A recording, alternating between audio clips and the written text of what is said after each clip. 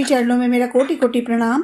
जगदीश्वरी जगपालिनी पुरुषोत्तमार्धांगिनी, प्रणाम तुम्हें नारायणी। परम पूज्यपाद प्रीतिदेव श्री श्री वरदा के श्री चरणों में कोटि कोटि प्रणाम। आचार्य देव के श्री चरणों में कोटि कोटि प्रणाम। समस्त इष्ट परिवार के श्री चरणों में कोटि कोटि प्रणाम। यहाँ उपस्थित सभी भक्त मंडली, माताएं, छोटे छोटे बच्चे को मेरा यथा योग स्थान पर भक्ति भरा प्रेम भरा जय गुरु। आज इस मंच पर मुझे बोलने का आपने इतना सुंदर अवसर दिया। सबसे पहले तो मैं सबको, ये जो नव वर्ष आया है 2023, इसके लिए मैं सभी को बधाई देती हूँ, शुभकामनाएं देती हूँ, हैप्पी न्यू ईयर बोलती हूँ। और आशा ही नहीं, पूर्ण विश्वास रखती हूँ कि हम लोग दयाल को पकड़ के, ठाकुर जी को पकड़ के ये वर्ष हमारा सुंदर रूप से कटेगा। और कटना ही चाहिए, क्योंकि हम ऐसे रथ पे सवार हैं। इस रथ पे जो महाभारत का जब युद्ध हुआ था, तो उस रथ के सारथी हमारे भगवान श्री कृष्ण थे।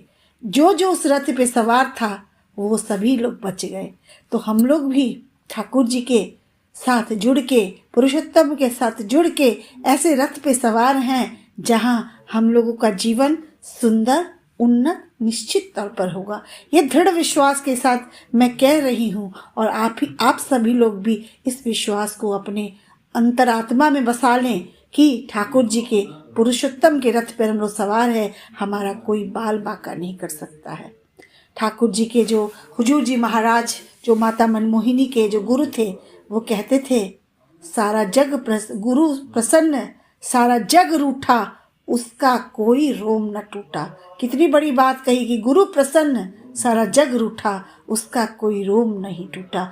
वही कृष्ण कह रहे हैं महाभारत में, भक्तों मेरे रथ पे सवार हो जाओ। ठाकुर जी भी कह रहे हैं, सतनाम ग्रहण करो, सतनाम मनन करो, सत्संग का आश्रय लो। हम निश्चित तौर पर कहते हैं कि तुम्हें अपनी उन्नति के लिए सोचना नहीं पड़ेगा। सब ठाकुर जी कह के गए हैं, लेकिन हम लोग को समझने में फेर हो जाती है। कहते हैं ना, करता करत न होत है, गुरु करे सब होई, सात खंड नौ दीप में, गुरु से बड़ा न कोई। ठाकुर जी की वाणी है, गुरु की पूजा किए बिना न होती किसी देव की पूजा, सभी देवों का सिद्ध आसन, गुरु किंतु उनकी ध्वजा।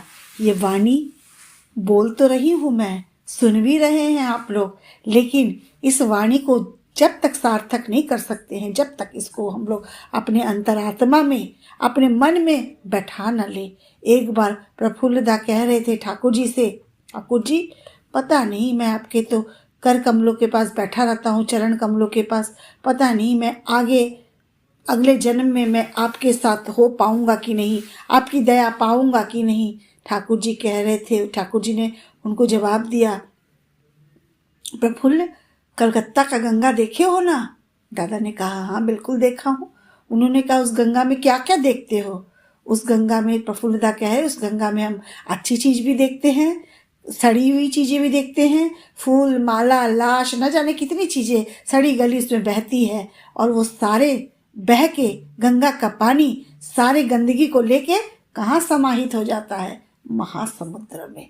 उसी तरह तुम लोग भी अपने जीवन में, चाहे पाप, ताप, शोक, व्याधि, जरा कितना भी तुम्हारे जीवन में आए, लेकिन पुरुषोत्तम को एक बार पकड़ लोगे तो तुमको पुरुषोत्तम के दर्शन होंगे ही होंगे। जिस तरह गंगा सारे अपने मैल को लेके महासागर में समा जाती है, उस तरह तुम लोग का जीवन भी है। तुम लोग भी अलग नहीं हो, तुम लोग भी सब तरह से अगर देख सकते हो, अपनी आंखें खोल के देखो, मैं हमेशा तुमको नजर आऊंगा। एक बार की बात है, ठाकुर जी के एक भक्त हुआ करते थे आसाम में। गहरी निष्ठा की ही बात कर रही हूँ, और ये बात का भी उदाहरण है कि गुरु की पूजा किए बिना ना होती किसी देव की पूजा। अगर यही बात हम लोग इस वाणी को मान के चले, लेकिन हम लोग नहीं चलते हैं।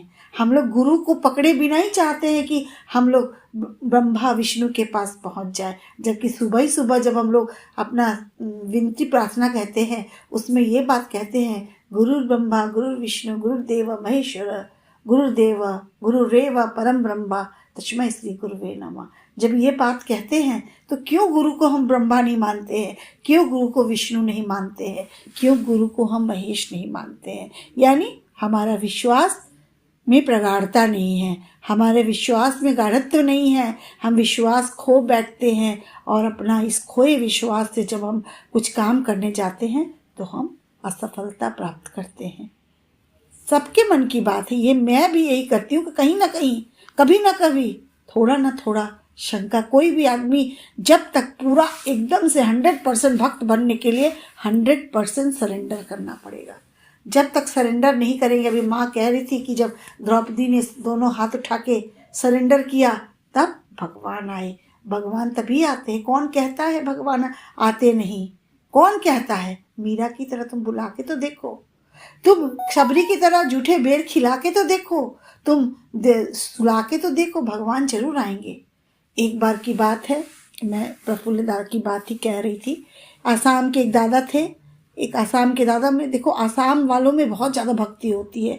वो ठाकुर जी को अगर लेके चलते हैं तो फिर द्वंद्व नहीं रखते हैं। हम लोग द्वंद्व प्रवृत्ति में फंसे रहते हैं, हमेशा द्वंद्व रहता है, ठाकुर जी को तौलते रहते हैं। एक पल्ले में ठाकुर जी, एक पल्ले में 80 करोड़ देवी देवता जो एक पलड़े में है। हम लोग कौन सा पलड़ा भारी रखते हैं? दोनों पलड़े को तौलते रहते हैं और ये नहीं समझते कि सारे देवता तो ठाकुर जी में ही विराजमान है।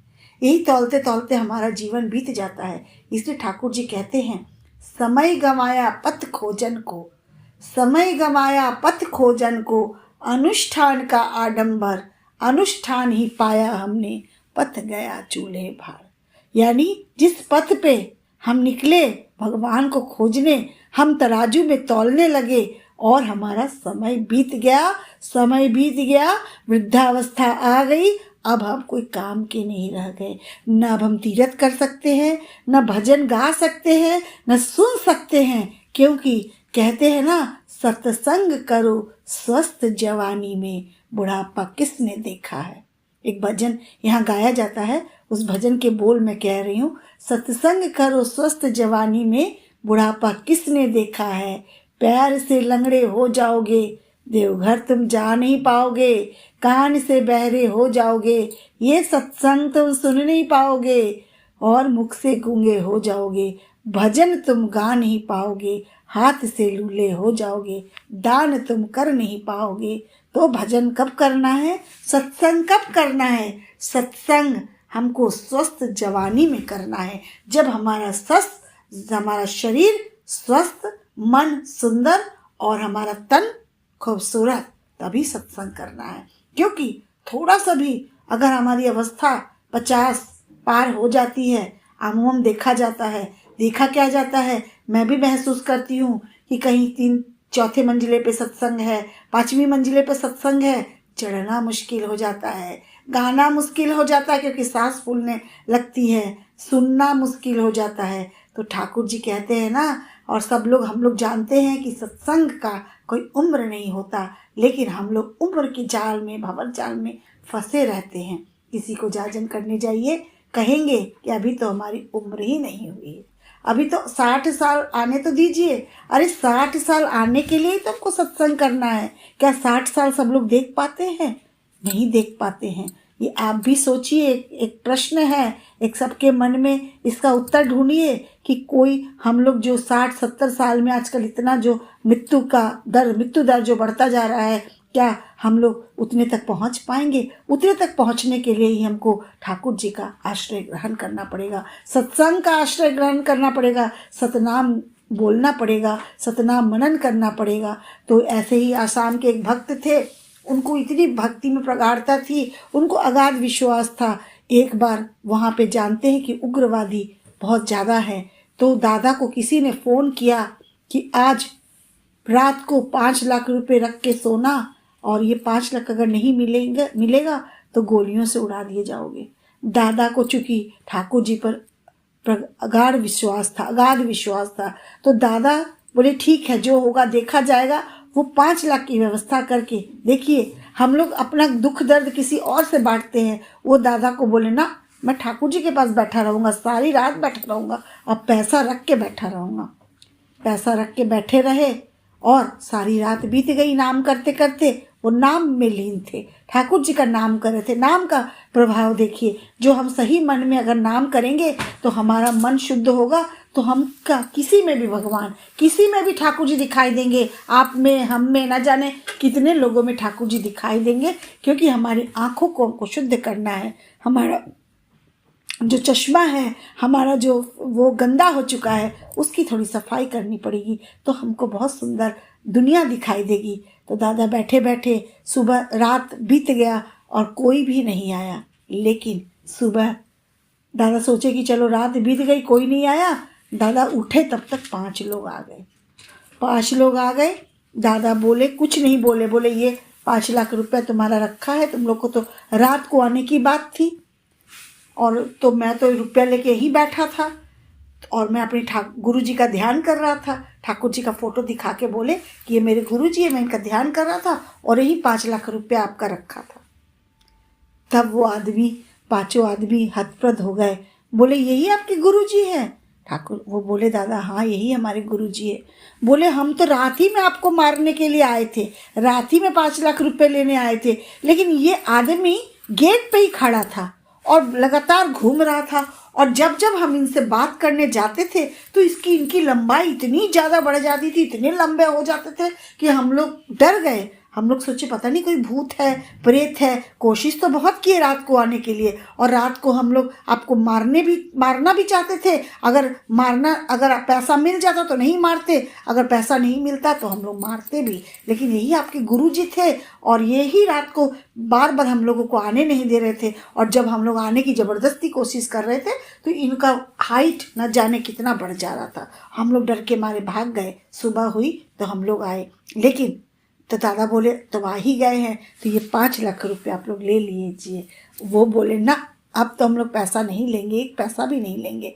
और बल्कि दादा बताए कि हम दीक्षा भी देते हैं, और वो उसमें 4 दीक्षा लिए और एक चला गया। लेकिन ऐसे ठाकुर जी विश्वास रखने पर लोगों की जीवन की रक्षा करते हैं, ऐसे बदल देते हैं, पूरी दुनिया बदल देते हैं। हम तो क्या, तो कोरोना काल जो अभी आया था पीछे से, हमारे लिए अभिशाप था सबके लिए, लेकिन कहीं ना कहीं वरदान भी था।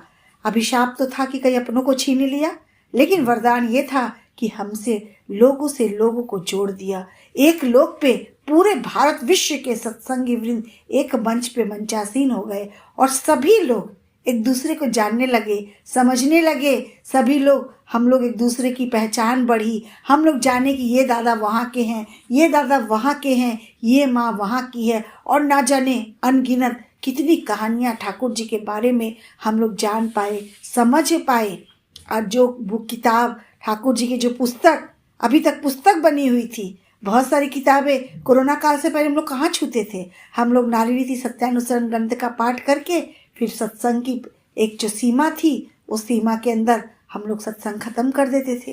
लेकिन उसके बाद कोरोना काल में हम लोगों ने सारी किताबों को छान मारा, क्योंकि हमको ऑनलाइन में ठाकुर जी की बातें जो बोलनी थी, ठाकुर जी की बातें लोगों को जो बतानी थी, इसलिए ठाकुर जी की एक 2 लाइनें बोलना चाहूँगी कि ठाकुर जी की वाणी ऐसन सुंदर वाणी, ऐसन मधुर वाणी, पहुँचा दा दुनिया के कोना कोना में।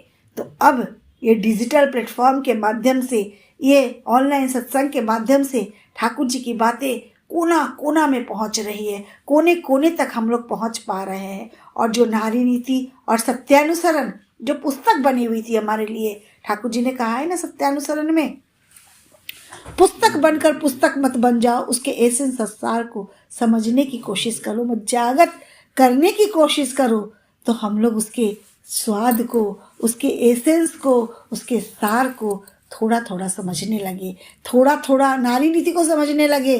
नहीं तो नारी नीति अभी तक हमारे लिए पुस्तक बनी थी, क्योंकि नारी नीति के शब्द जो है उसमें बहुत कठिन कठिन शब्द हैं। कठिन शब्दों को हम लोग को समझना मुश्किल हो जाता था। सोचते थे कि पढ़ लिया बस, इसकी पढ़ाई हो गई, बस काम खत्म। लेकिन नारी नीति का विश्लेषण विभिन्न मंचों पे हो रहा है, तो इस विश्लेषण के बाद सब लोग अपने अपने अंदाज में कर रहे हैं, जिसको जो समझ में आ रहा है कर रहे हैं, क्योंकि नारी नीति का सत्संग से कहीं विश्लेषण नहीं निकला है।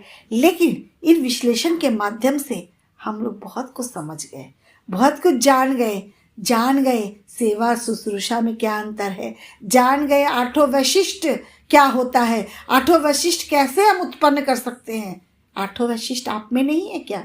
निश्चित तौर पर आप में भी है। हम में नहीं है क्या? हम में भी है, लेकिन हमारे में जो ये आठों वैशिष्ट है सोई अवस्था में है, सुसुप्ता अवस्था में है, इनको जागृत करना है। बड़ी माँ में ये सारी जागृत अवस्थाओं में थी, इसलिए बड़ी माँ बन गई। इसलिए बड़ी माँ भी एक माँ कह रही थी ना कि पत्नी की निष्ठा नहीं पति में, पति का नहीं पत्नी में टान, ऐसे चाल चलन हो जिसका श्रद्धा हरा हो संतान। कितनी सुंदर बातें कौन कहेगा, कौन छोटी छोटी बिंदुओं पे नजर रखता है, कौन कोने कोने की बातों को बता सकता है। सिर्फ और सिर्फ ठाकुर जी के ग्रंथों में ये सारी चीजें मिलेगी। कैसा विवाह होना चाहिए, कैसा वर्ण होना चाहिए, विवाह का ख्याल आते ही वर्ण गोत्र देख लेना, वर्ण गोत्र देख जानते ही उसकी शारीरिक अवस्था को जान लेना। सारी चीजों का मिलाप होने पर ही हमको शादी करना है, तब जाके शादी निश्चित तौर पर सुंदर और सुदृढ़ होगी, वरना शादी ही रह जाएगी, एक नियम मात्र ही रह जाएगा। तो ये कौन बताता है? ये ठाकुर जी के ही दरबार में, ठाकुर जी की पुस्तकों के माध्यम से, इस ऑनलाइन के माध्यम से हम लोगों को बहुत समझ में आ गया।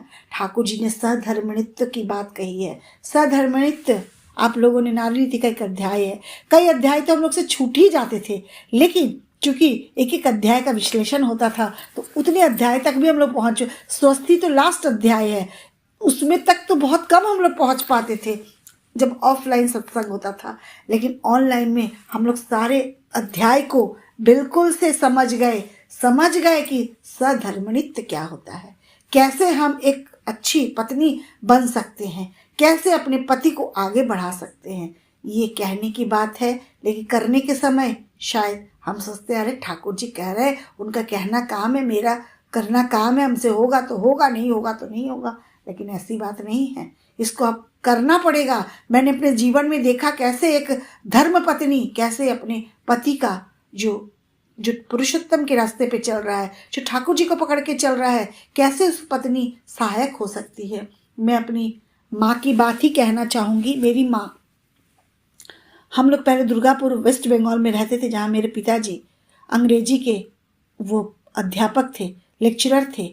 वहाँ मेरे पिताजी सेंट्रल गवर्नमेंट में लेक्चरर थे और हम लोगों की शिक्षा दीक्षा बंगाल में हुई है, लेकिन हम लोग रहने वाले बिहार के ही हैं। आप लोग के इर्द गिर्द ही हम लोग का डेरा बसेरा है।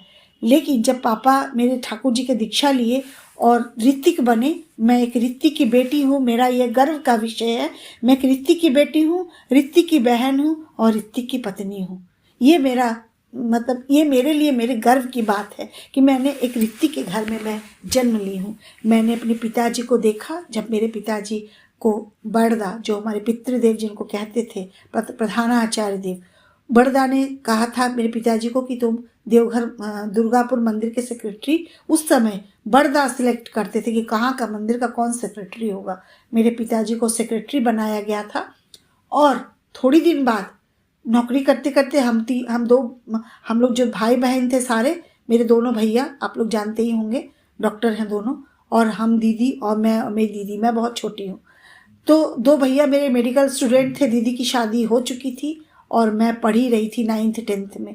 उस समय मेरे पिताजी के दिमाग में ख्याल आया, बड़दा ने एक बार मेरे पिताजी को कहा था, मानुष अपन टाका पर जतो पारिश मानुष धौर। बस एक ही बात कही थी कि जितना हो सकता है तुम मनुष्य पकड़ो, क्योंकि ठाकुर जी की वाणी है, प्यार ही वो मुद्रा है जिससे हम सब कुछ खरीद सकते हैं। पैसे से क्या खरीद सकते हैं? पैसे से कोरोना काल में दाल चावल मिला? नहीं मिला, कुछ नहीं मिला, क्योंकि पैसा पैसा बनकर रह गया, क्योंकि हमने प्यार की मुद्रा मार्केट में नहीं दौड़ाई। ठाकुर जी बोलते हैं, हृदय देकर हृदय खरीदो, सेवा देकर सेवा, व्यवहार देकर व्यवहार खरीदो, विभव बढ़ावे शोभा। ये ठाकुर जी की सारी वाणियाँ हैं। ठाकुर जी जिन्होंने मैन मेकिंग फैक्ट्री की परिकल्पना की थी, मनुष्य बनाने का कारखाना, वो कारखाना कैसे बनेगा? उस कारखाना का बेस में क्या पैसा होगा? उस कारखाना का जो नींव होगा वो प्रेम का होगा, प्रेम की मुद्रा का होगा। प्रेम की मुद्रा से हम लोग मनुष्य कमा सकते हैं। तो ऐसे ही मेरे पिताजी बोले, बड़दा के कहने पे मेरे पिताजी ने 7 वर्ष पहले ही नौकरी छोड़ दी। और चूंकि हम लोग देवघर में बहुत पहले का ज़मीन लिए थे, तो मेरे पिताजी देवघर आ गए। उस समय तो मैं बहुत छोटी थी, लेकिन कोई भी धर्म पत्नी अगर उसका पति सरकारी नौकरी छोड़ देगा, बच्चों की शादी बची है, बच्चों की पढ़ाई हो रही है, क्या कोई पत्नी बर्दाश्त करेगी? कभी नहीं करेगी। मुझे ऐसा लगता है शायद मैं भी नहीं करूँगी। लेकिन मेरी मम्मी के माँ के मुँह से हमने एक शब्द भी नहीं सुना। वो ताल से ताल मिलाकर पिताजी के चलती रही और 7 वर्ष पहले मेरे पिताजी जो नौकरी छोड़कर देवघर आ गए। और देवघर आके जो नौकरी की बात होती है वो ऐसी बात नहीं रहती है, बिना नौकरी किए वो बात नहीं आ पाती है। जब देवघर आ गए तो संघर्ष के दिन शुरू हुए। ऐसा संघर्ष हुआ, बहुत संघर्ष हुआ, लेकिन उसमें भी माँ को मैंने देखा मुस्कुराते रही, हंसते रही, गाती रही, क्योंकि ठाकुर जी पर निष्ठा थी उनकी। ठाकुर जी का बहुत पूजा करते। मैंने उनको कभी नहीं देखा कि वो बैठ के खूब कर नाम ध्यान कर रही हैं, पूजा कर रही हैं, ऐसी बात नहीं है। लेकिन विश्वास था, बहुत ज़्यादा विश्वास था कि अगर मेरे पति नौकरी छोड़ दिए हैं तो निश्चित तौर पर कुछ अच्छा ही होगा। और सही बात है, अच्छा ही हुआ। जब मेरे पिताजी दुर्गापुर से देवघर आ गए, आके जब हम लोग रहने लगे, हम लोग का तो घर मकान था ही, रहने लग गए, तो मेरे पिताजी का एक्सीडेंट हो गया। वो आ रहे थे मोपेड से और बिल्कुल हम लोग का घर बिल्कुल जसीडी देवघर के मेन रोड पे है। बिल्कुल वहाँ पे मेरे पिताजी को एक ट्रक वाले ने इतना तेज टक्कर लगाया घर के सामने। सोचिए कि वो कहाँ से चले आ रहे हैं, लेकिन एक्सीडेंट भी हुआ तो घर के सामने हुआ। और हम लोग दौड़े दौड़े गए। उस समय हमारे मेजदा जो आचार्य देव के जो वर्तमान आचार्य जो अभी के आचार्य देव है, उनके चाचा मेजदा जो सेक्रेटरी हैं सत्संग के देवघर के, वो डॉक्टर थे वो हॉस्पिटल में। तो हम लोग दौड़े दौड़े उनको लेके सब लोग गए। पापा की पीछे की सर की एक हड्डी बोन फ्रैक्चर हो गया था। फिर देखिए जो आचार्य देव दयाल धाम को चले गए, वो पूरी टीम लेके आए। ऐसे ही नहीं वो दयाल, ऐसे ही नहीं आचार्य कहते हैं ना, शिक्षा लेके दीक्षा धरो। आचार्य को करके साथ आचरणी बोध चलन से ज्ञान समंदर हो जा पार। और एक बंगला में भी वाणी में कह सकती हूँ कि देव देवता हजार पूजिश, आचार्य जार इष्ट नॉय। देव देवता जितना भी पूजा करो, आचार्य जिसके इष्ट नहीं है, स्पष्ट तौर बुझे राखिश, जीवन चलाए नेहात भय। स्पष्ट रूप से समझ रहना कि तुम्हारे जीवन चलना में बहुत डर ही डर है, आगे तुम्हारे जीवन में विपदा ही विपदा है। तो फिर उनकी देखरेख में, मेजदा के देखरेख में मेरे पापा स्वस्थ हुए। तब हम लोगों को समझ में आया कि उनकी नौकरी छुड़वाने का, उनको दुर्गापुर से देवघर लाने का राज क्या है। आज वो बचे। और मेरी माँ जो है, नारी नीति का जो एक अध्याय है, सधर्मनित्य, उसका पालन किया। सधर्मनित्य का पालन करने से आप अपने पति को, अपने पुरुषोत्तम को स्थापित किए, पति को स्थापित किए, और पति को स्थापित होते ही आप खुद भी खुद स्थापित हो गए। ऐसा एक उदाहरण और मैं दे सकती हूँ। आपने तुलसीदास का नाम तो सुना ही होगा, जो कई ग्रंथों के रचयिता और बहुत सुंदर सुंदर ग्रंथ उन्होंने लिखे। तुलसीदास क्या थे? तुलसीदास पत्नी प्रेम में पागल थे। पागल ऐसा वैसा पागल नहीं, इतना अंधे थे प्रेम में कि ना उनको नदी सूझा, ना नाला सूझा, ना तालाब सूझा, ना लाश सूझा, ना रस्सी सांप के रूप में जो सांप जो लटक रहा था उसको भी रस्सी समझे। और पत्नी के प्रेम में अंधे होकर जब वो पत्नी के पास, उनकी पत्नी का नाम रत्नावली था, जब वहाँ पहुँच गए और जब एक सांप लटक रहा था दीवार से, अंधे प्रेम में अंधे तुलसीदास उस सांप को रस्सी पकड़कर कूद गए उस पार। पत्नी के पास रत्नावली खड़ी थी। रत्नावली ने कुछ नहीं कहा। हम लोग ऐसे होते तो गर्व से शायद झूम जाते कि मेरे पति कितना प्रेम करते हैं। रात बिरात दीवार फांद के वो नदी नाला पार करके चले आए। लेकिन रत्नावली, ठाकुर जी कहते हैं ना, तुम अपने पति को पुरुषोत्तम के चरणों में न्यस्त कर दो और खुद पति के चरणों में न्यस्त हो जाओ। ये ठाकुर जी कहते हैं और ये हम लोग के इतिहास भी गवाह है। तो जब रत्नावली खड़ी थी और तुलसीदास जब अंधे होकर जब कूदे दीवार के उस पार, तो क्या कहा रत्नावली ने? 2 ही लाइन कहा और यही ब्रेकिंग पॉइंट था तुलसीदास के जीवन में। तुलसीदास बन गए। उन्होंने कहा, तुलसीदास की पत्नी रत्नावली ने कहा, अस्थि चर्म मैं देह मम, जाने कैसी प्रीत, ऐसी सो श्री राम में तव न हो भयभीत। ये अस्थि चर्म के शरीर को तुम इतना प्यार कर रहे हो। अस्थि चर्म मैं देह मम, जाने कैसी प्रीत, तुमको कैसी प्रीत है इस हाड़ मांस के इस शरीर में। अगर ऐसी प्रीत तुम प्रभु श्री राम से लगाओगे तो तुम्हारा जीवन कितना सुंदर हो सकता है, कितना सुंदर हो जाएगा।